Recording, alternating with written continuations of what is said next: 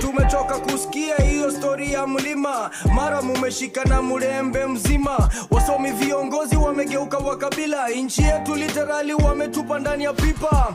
Opposition walidandia vipi, a movement ya vijana wakajigawia viti. Wananchi ndo walishikwa wakalala ndani ya jela, wengine wakapigwa marisasi wakagenya. Damn, president bila emotions, na kila Sunday namuona kwa devotions. Na huyo Mungu ndo atakupiga viboko. Wazazi wetu wakikulia mikopo, wajui state of our roads wanatumia machopa. 1 million wanabaia maboxa.